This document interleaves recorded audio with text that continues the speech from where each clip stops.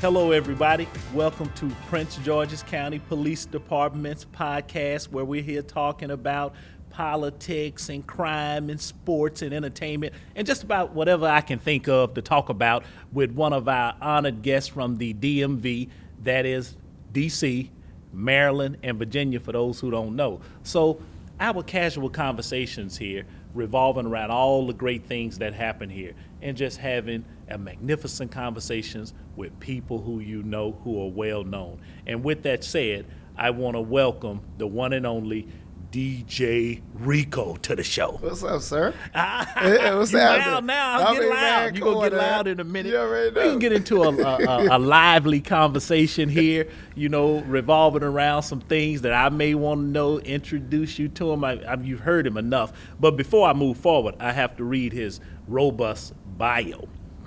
Out of the nation's capital has emerged DJ Dirty Rico. You guys say dirty. Yes, sir. You know, when you're talking about dirty. I don't know. I'm going to ask you about this dirty. Raised on the streets of the city where the hustle and bustle create melodic sounds, he was destined to fall in love with music at an early age. Fresh out of Oxon Hill High School, that's on the hill. Yes, sir. That's where I'm from. Yes, sir. No, I'm just kidding. I'm not from there. I might live there, though. DJ Dirty Rico began to pursue any type of job that would provide him with the exposure and the experience in the music industry that he longed for. He soon began arranging sound equipment for local go-go bands and soon began DJing in the metropolitan area's hottest clubs, nightclubs.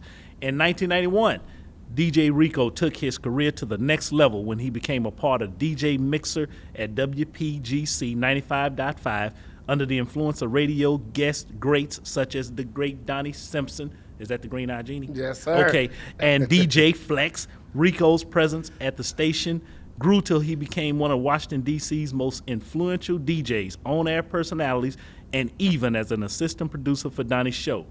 There's not a community within earshot of WPGC that has not been touched in one way or another. His passion as a community activist has led him to be well known by the youth of this city and a mentor and role model who speaks of the importance of education and self-respect. DJ Dirty Rico is also well known for his experience that he offers partygoers, while he not only enjoys the music that he plays, but has a unique way of keeping the dance floor packed. This has caused his followers to deem him as the Noisemaker. Currently, Rico can be heard daily on My Magic 102.3, doing the happy hour mix on Vic Jagger's show and providing traffic jam relief during the Donnie Simpson show amongst a host of private parties, high school proms, weddings, family reunions, and traveling with the Grammy-nominated recording artist Raheem Devon as his DJ. Is there anything you don't do? After nearly 30 years combined with WPGC and WMMJ, DJ Dirty Rico is now ready to further expand his career and allow the rest of the country to experience the talents that he has to offer the radio and music industry. In such a time where music is especially key in bringing people, communities, and even our country together, DJ Rico is ready to make it a Noisemaker Nation. He continues to be well respected and loved by the same community that voted him the best DJ, the trifecta, for 2017, 2018, and 2019. And he shows no signs of letting up. DJ Dirty Rico. How's it going, my man? It's all right. All right. Well, I mean, before I get in this question, I got to say, because right here on the table, oh, man, I see. It's some great stuff on this table. The star. Yes, sir. The 5-time Super Bowl champion. The one and only America's team, the world's richest sports franchise, is the Dallas Cowboys. definitely the Dallas Oh, Cowboys. man, you got to tell me about this. Well, see, the thing is, a lot of folks ask me, like, how can you be born and raised in D.C. and got so much love for the Cowboys? I've been a Cowboy fan all my life. Oh, man. All my life. I've never been a fan of any other football team except for the Dallas Cowboys. That's what I'm saying right there. Yeah, and it's like, it's not that somebody in my family, made It was me you. It was me. Who was the player that influenced you? Drew Pearson. Oh, man, the catch. Yeah. Newhouse. Robert Newhouse. Oh, man, the powerhouse. Roger Staubach. Yeah, You know that's what the I'm saying? man right there. And we Roger had- the Dodger. And we had a coach that was so incredible. Oh my Tom God, Landry. Tom Landry, And, the you know, epitome of what a coach should be. Saying his name just gave me a chill. I talk about the Cowboys all day, but you know, we're gonna get into a few things here. I'm interested in knowing some things. It's pretty interesting, you know, being, you know, from around this way in the DMV. I love this area right here. It's one big family, and you know, Prince George's County, D.C., Virginia. You know, we share a lot of commonalities. It's a reason why you know it's the DMV, and it feels like that way. It feels like its own, you know, state, its own section. They can carve it out and call it the DMV for real. So it's pretty interesting here, and I'm really enjoying myself in the beautiful area around here with all of the attractions from D.C. to Virginia to Maryland. It's really wonderful and exciting. But I want to hear, you know, more from you. So tell me, who is DJ Dirty Rico, and what is the Noisemaker Nation? Well, to describe myself, it's like DJ Dirty Rico to me is somebody who loves people. I love people. I love to be around people. As far as to what actually makes me tick is to see people happy, see people smile, see, you know, is to feel a whole lot of positive energy. I feed off of that. That's how, you know, my day gets started. You know, I feed off of the energy that people present to me. If you present something negative to me, I'm like, Right. I'm gonna come back to you. Repel that. Yeah. Because I have to. Because I just don't need it in my spirit. Right. You know what I'm saying? Like, let me call you later. Right. I'll call you back in a little bit. Yeah. You know what I'm I saying? get that. This ain't the first call I need right now. You know what I'm saying? Well, Like, you know, that molds and change everything. The landscape, everything is changed when you can have that type of, you know, awareness, you know, of what you like, the energy that feeds into you, that makes you grow and become, you know, bigger and more vibrant. You know, that's interesting though. That Noisemaker Nation though. I like that Noisemaker. That becomes the second part of me. If you're making any positive noise, you're a noisemaker. Okay. If you're doing anything negative, right, you're not making the right kind of noise. I get it. And we just don't need it. The positive noise The makers. positive noise. Oh man, that's awesome right there. I'm just like thinking, well, I couldn't have dreamed up a better name than that. The Noisemaker Nation. You know, it's like something you won't ever forget. People will remember that forever. You know, because people love to be part of something that's, you know, greater or bigger than themselves. And you've created that platform here, which is amazing. It's been good because a lot of people will ask me, so do I have to be a DJ to be a noisemaker? I'm like, no. I got doctors that's noisemakers. You know what I'm saying? I got attorneys that's noisemakers. You know, my police officers are noisemakers. You know, I got anybody around me that's doing anything positive. You know what I'm saying? You know, even the construction workers that's down on Osborne. You know, it's like anybody that's doing anything positive, they making noise. They're making noise. You know what I'm saying? Because they're doing something to make a difference. Oh, man, and that's the whole thing about it. If you're doing anything to make a difference, whether it's in your community, whether it's in your home, whether it's in your workplace, period, doesn't matter. If it's positive and you're doing anything to help somebody out, somebody could be, you know, struggling to a point that we don't even know. Right. But you're doing something to put a smile on somebody's face. Lend a hand. True. That's true. You know what I'm saying? Yeah, I like that. You know, I kind of, when I opened, I talked about your shortened bio, because it's extensive.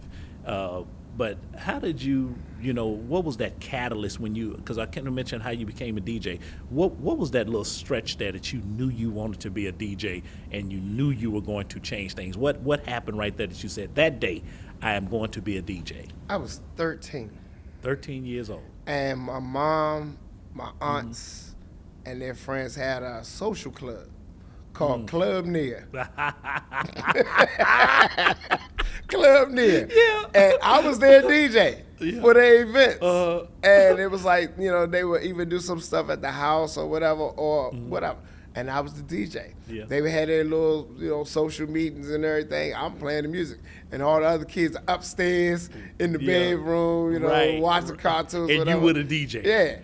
And they like, so why Ricky get to be downstairs with Sean? I want to know what turntables were you using? What was the equipment that you had then? Then when I first started, it was the little drop top phonograph. Oh, yeah, player. yeah, right. You know what I'm saying? Yeah. It was the one where you had to put it up on the top, and it had the little metal rod in the middle, and the glitch holder. You put it that on there actually to hold it, to make it and right. Then it finally dropped down the boom. But then it became the 1200s came. Wait a about. minute. You don't tell me you had some Technics 1200s, MK2s. Yeah. No, you don't mean to tell me. You come on did. now. What was you doing? Well, oh, my God. It was real vinyl then. Oh, really? It's the thing that the youngsters now that's DJing now only get a feel of what it was supposed to feel like because it's the digitized vinyl now. Yeah. You know, I haven't been able to, move into that zone. No. You know, I want to make a comeback to that, but The snap, crackle, pop vinyl is what I'm talking about. that I called a real DJ days. Yeah, you know, man. and because you had to master the craft, You had to know where it was at. Oh, indeed. And to get it and to catch it and have that feel to actually put it in the precision. Feel that record, the fingertips, everything, Yeah. move them around, And to feel the paper mixing on the and vinyl fade, coming off the label. Put it back into the start, listen to it, make sure you cue it up right, That's come in it. with the perfect, beat, watching the pitch. DJs now would never get that because then it was like DJs like DJ Cool. There's a DJ I came up under. Oh, man, My DJ Cool. Yeah, my dad used to be a DJ. He used to go by DJ Rusty. You know what I'm saying? Oh, DJ is in your blood. Yeah, and they coming up under DJ Flex and watching the DJs that I love, like Kid Capri, watching Jam Master Jay. Oh, now Jam Master Jay. You know what I'm saying? Oh, Watching man. Jazzy Jeff. Ooh, Transforming. Yes, sir. Jazzy Jeff. He's my number one.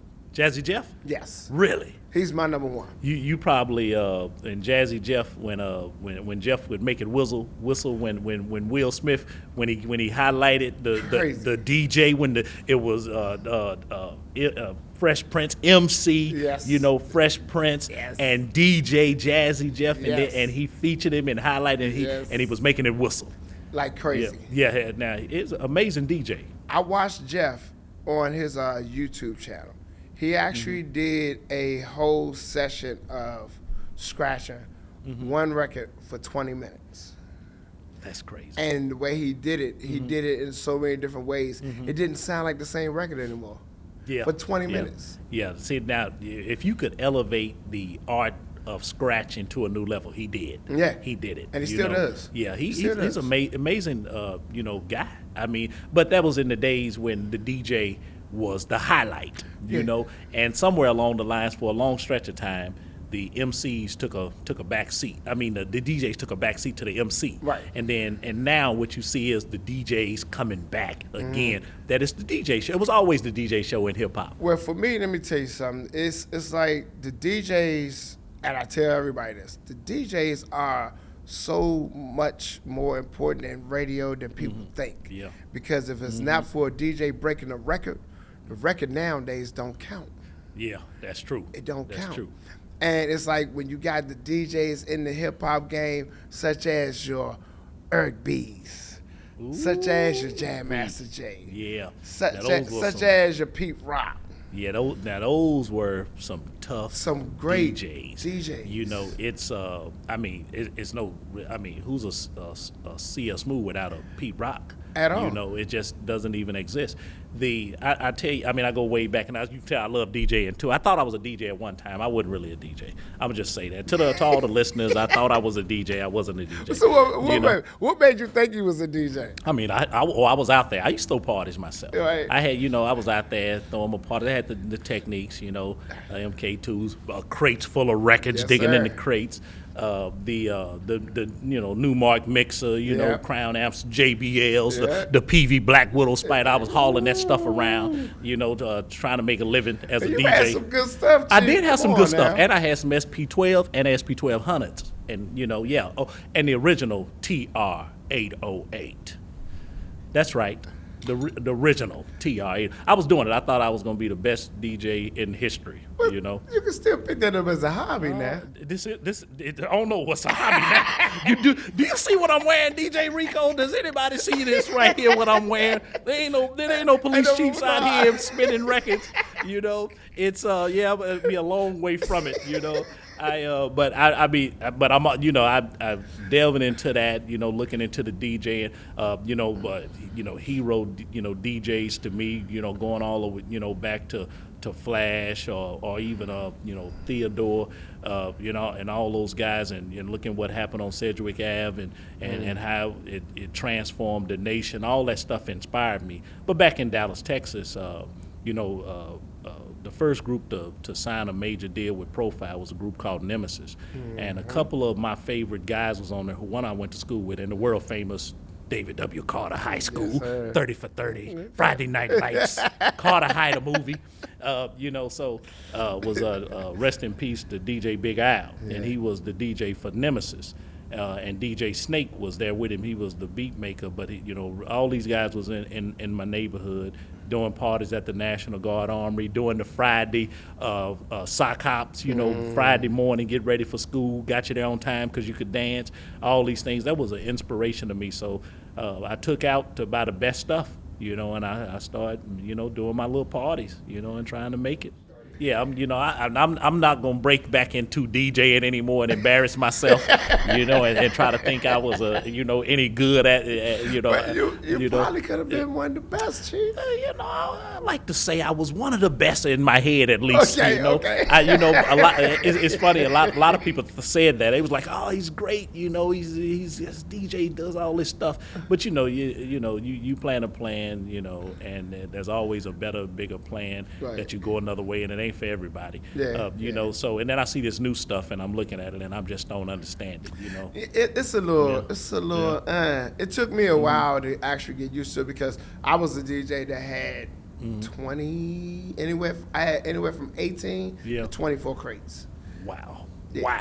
Now that's something right there with the crates. I think I got up to like 14 crates. I didn't get more than that. Looking around crates is no easy.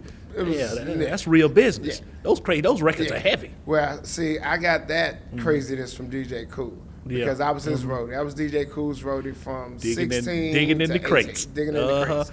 And he actually taught me how to balance my crates. Okay. You know what I'm saying? Know what you're gonna play, to actually know what you're gonna mix, what you're gonna bring in. That's a whole planning session right there. It's a whole different type of homework. You've been DJing.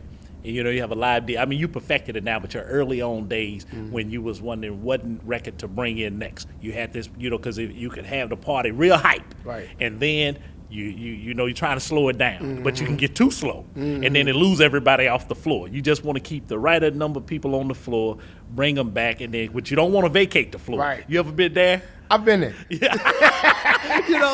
It's like the comedians say, right? The comedians say, they go into the club to work, and then they trying to perfect their jokes, and then they like, okay, that didn't go over well. I can't lead there with that. DJing is the same way. I've been there, and it's like now when you get to that point, it's something that we call the DJ. Mr. Clear the Floor. That's what we call it. Mr. Clear. It's time for Mr. Clear the Floor. Here we go.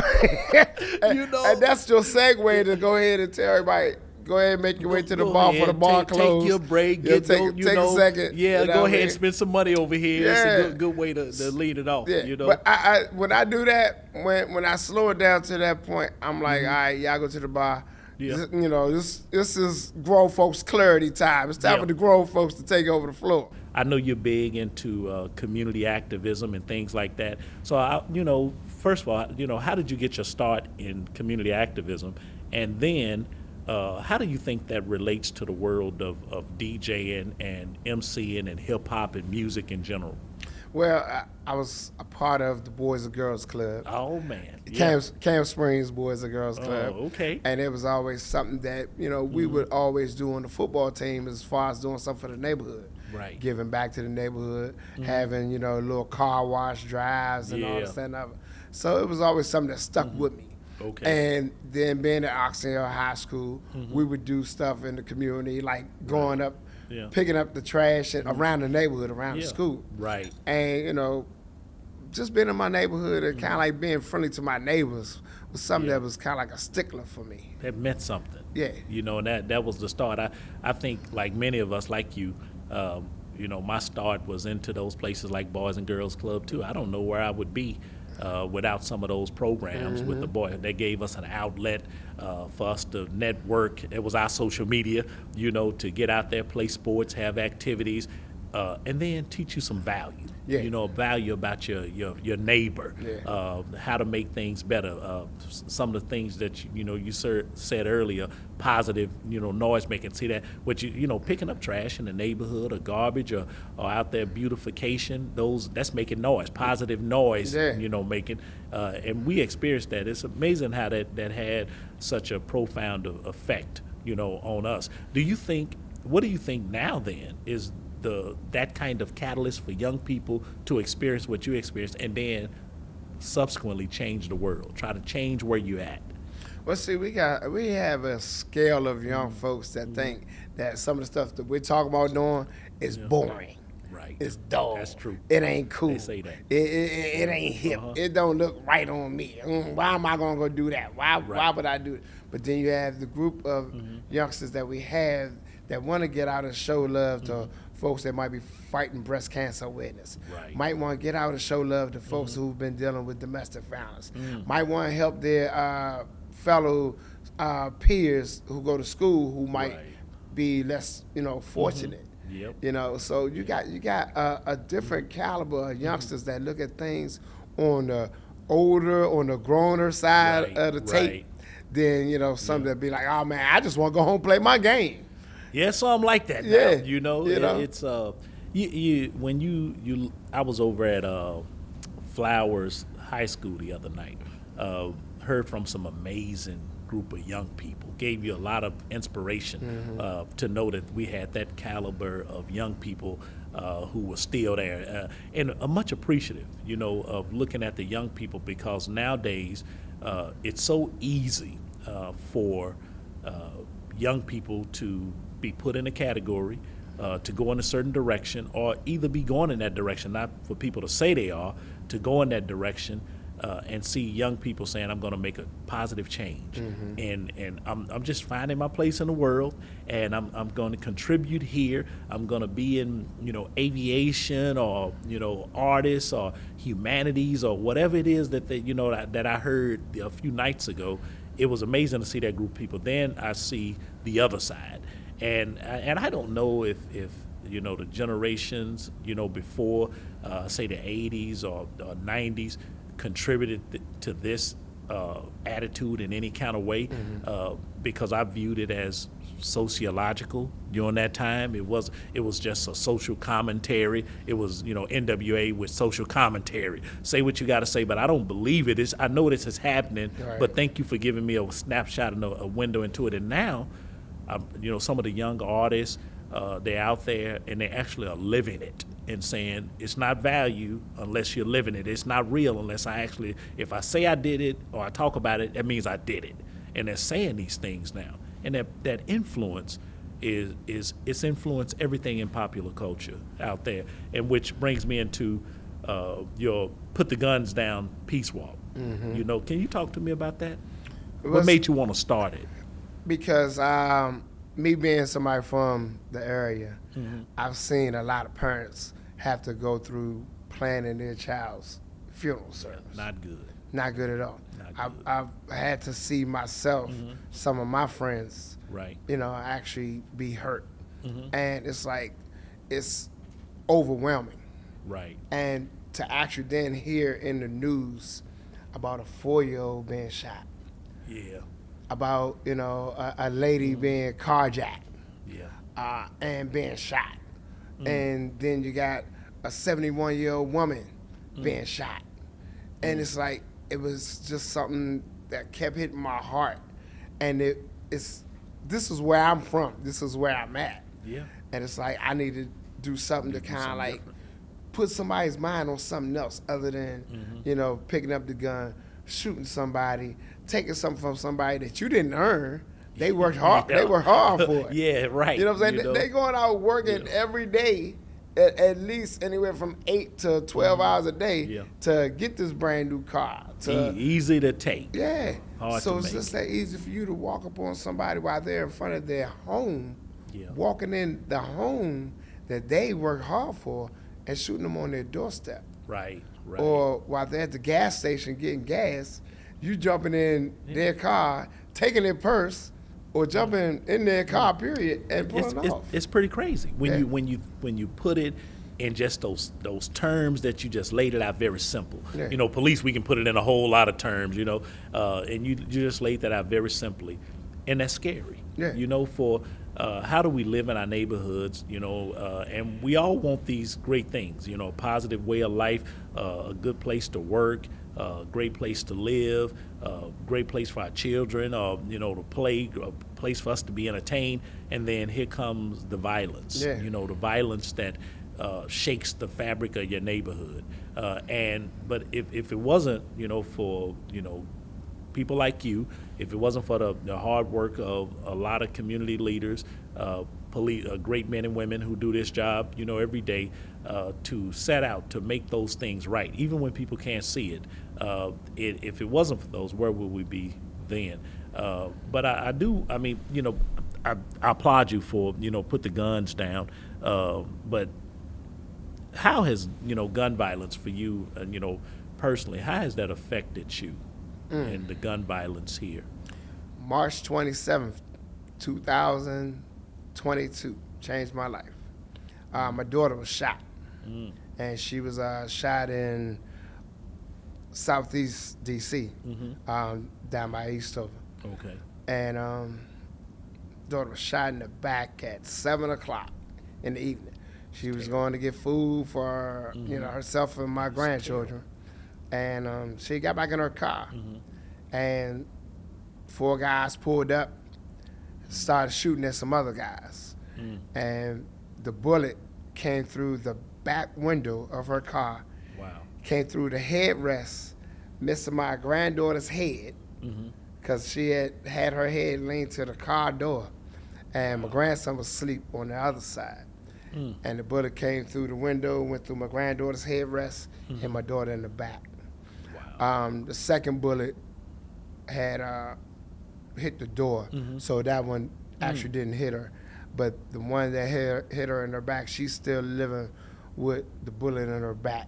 Oh my So God. March 27th, 2022 changed my whole air of everything. Wow. Because I could have been on that side of the fence that I'm sitting up and I'm talking with the parents who are planning those funerals, planning these memorials. And to actually have that feel hit me, it just kind of like burnt me up. You know, it burnt me up with so much more. And I'm not going to say I wasn't angry. Oh, I was angry. But but that's being angry. I'm so sorry that, you know, that happened. But isn't being angry, isn't that the natural response to things? Because even after the anger comes the action.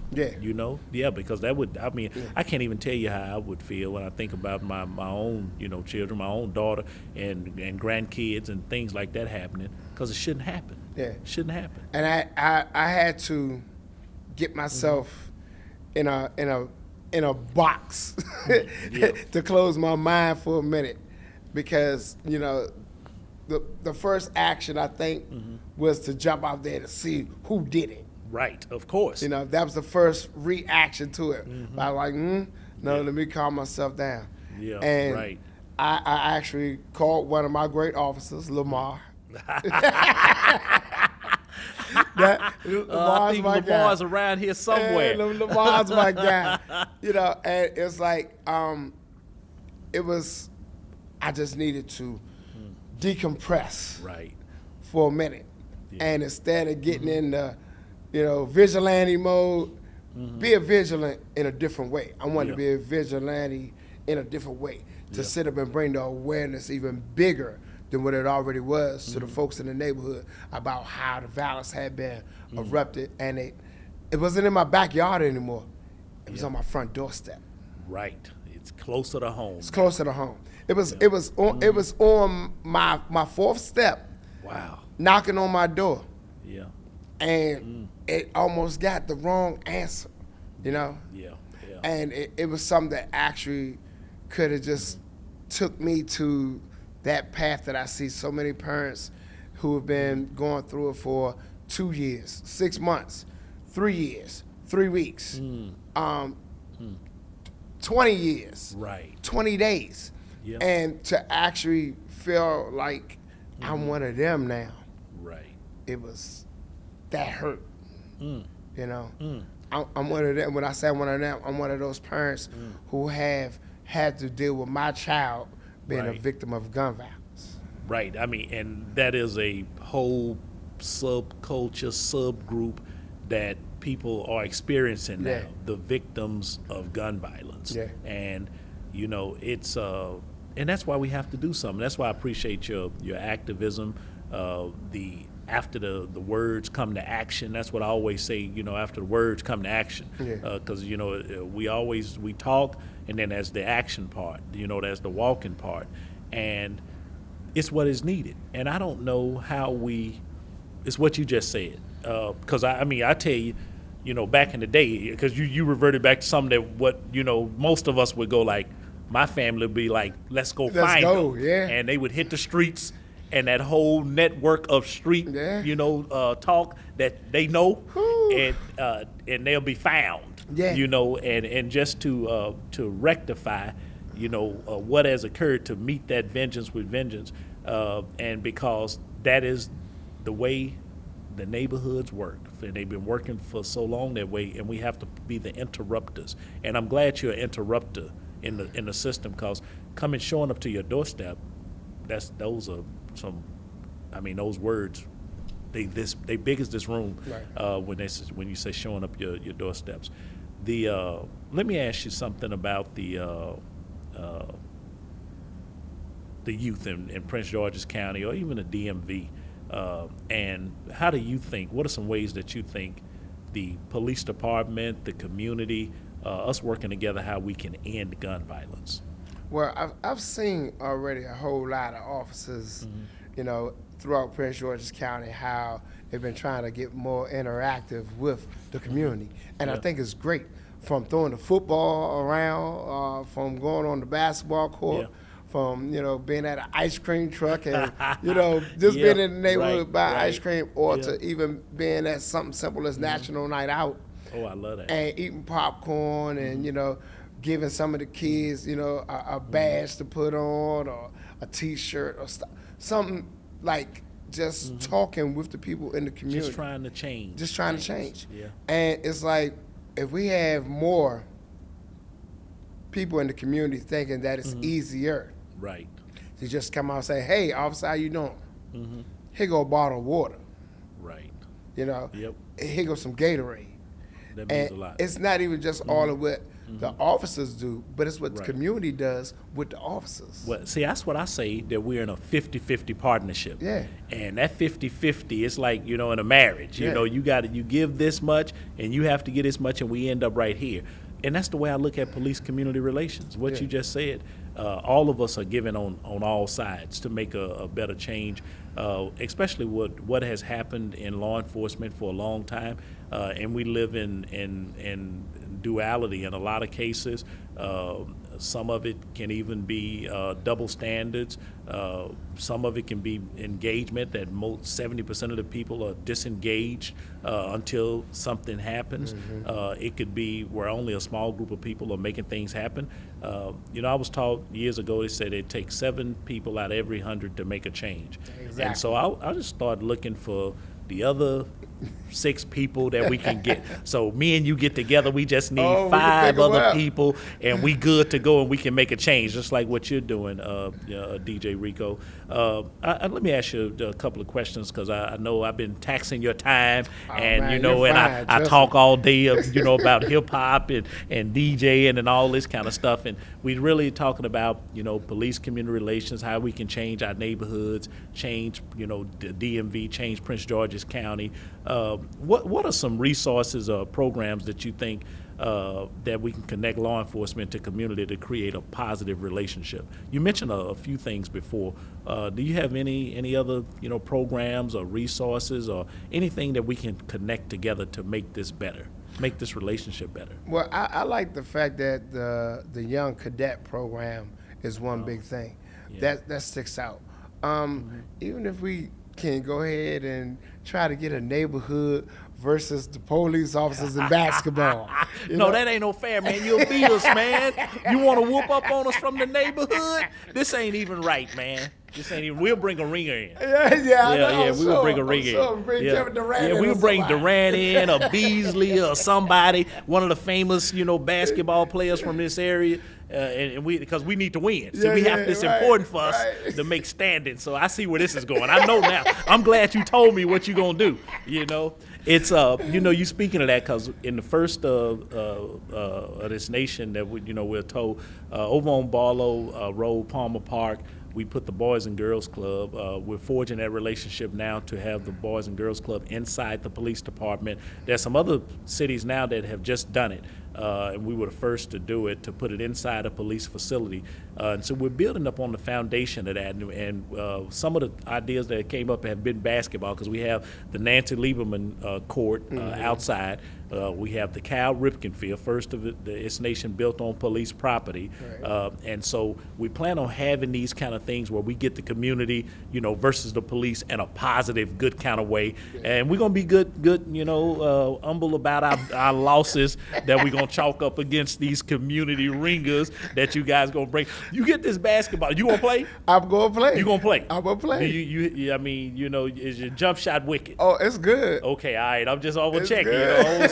See, you saying that now? I don't know if you got the shakes and get to it. It's good. Don't become an and one reel. I won't be, not at all. I won't be on the receiving end. I might be on the giving end of it. Well, since you're bringing up basketball though, but who's the best basketball player you think right now? Right now for me, I'm gonna stick with my guy. KD is my man. I'm gonna stick with KD.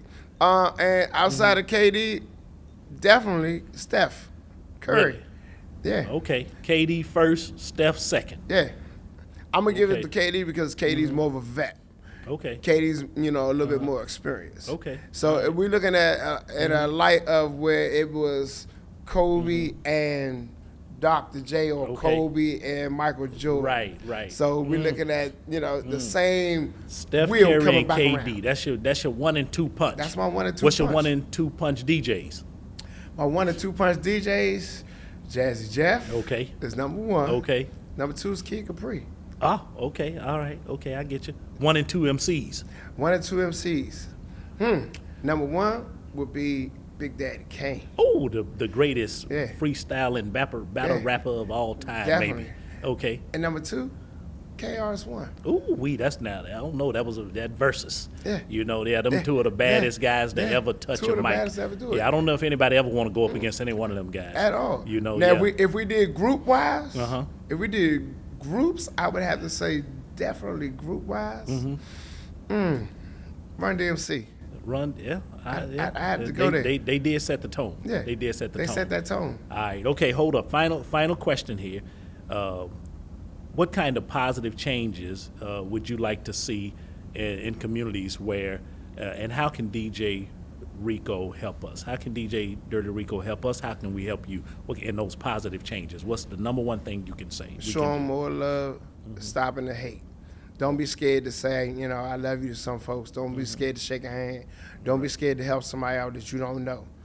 It don't have to be somebody that's one of your friends. You see somebody on the road that might have a flat tire or whatever. You see somebody in the store might come up short trying to buy something. Help them out. Give them 50 cents. Give them $2. Show more love. Show more love. Don't be afraid to say I love you. Don't be afraid. See, I think what you said, DJ Rico, show them more love. We have to tell people we love them more. We have to show people we love them while they're here. We have to express that. Our words have to transform into action. And I don't think I could, end anything on a better way from my end except to say I appreciate you. I thank you for the youth talk you had with me, and your words, your actions are definitely there. You live this life, and you're certainly at the top of the game in DJs, but and looking forward, and thinking we need to go forward. You're a magnificent personality. I'm honored to be here in Prince George's County and the DMV with guys like you and people like you to make things happen. And that's the only words I can say, is that this meant the world to me to just have a casual conversation with you and talk about a lot of things, but the most important, making our community greater and better. Any last words from DJ Rico to the people? Well, I want to say thank you, Chief, for having me. I appreciate you. And something that I say all the time, just for folks to, to kind of like take and let it sink in, what I'm saying? Be a positive to somebody's negative, because you'll never know what somebody else is going through. Right. Somebody's going through something a whole lot worse than you are, and they just not saying anything, and you'll never know. Yeah. You'll never know. We either been through something, we in something now, we're about to go through something. About to go through something else. Yeah, it's happening. And maybe all three at the same time. How about it? All right. DJ Rico, thank you so much, brother. All right. Okay.